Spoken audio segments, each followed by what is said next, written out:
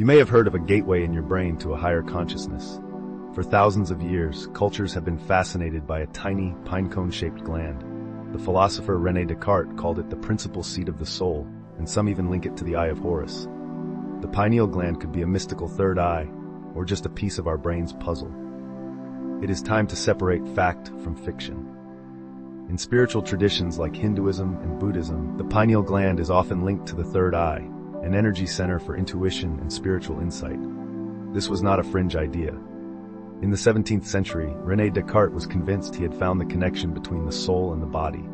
He noted the gland's unique central position in the brain and figured it must have a special purpose. These beliefs suggest this small gland is a key to a different level of awareness. Science has a different perspective.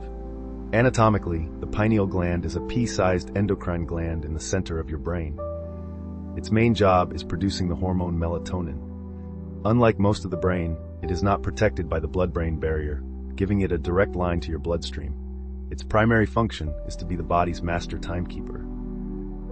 The pineal gland is the command center for our circadian rhythms, the 24-hour internal clock that tells you when to feel sleepy and when to feel alert.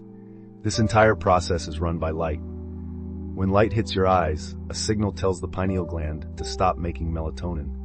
When it gets dark, it starts releasing melatonin, getting your body ready for sleep. This is why staring at your phone at night can mess up your sleep.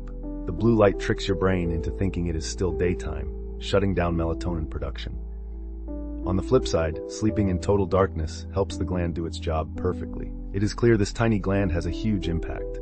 If you find this fascinating, hit that subscribe button and ring the bell so you don't miss our next exploration. We have the mystical third eye and the scientific melatonin producer. It is possible they are connected. There is no scientific evidence the pineal gland is a literal eye that sees other dimensions, but its functions are tied to our consciousness. Melatonin regulates sleep and dream states. Practices like deep meditation try to achieve altered states of consciousness. Some studies even show that experienced meditators can have higher melatonin levels.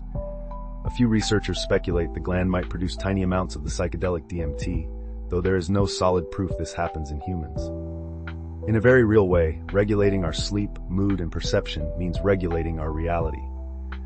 So whether you see the pineal gland as the seat of the soul or a brilliant hormone regulator, it is clear this tiny structure is more than just a gland.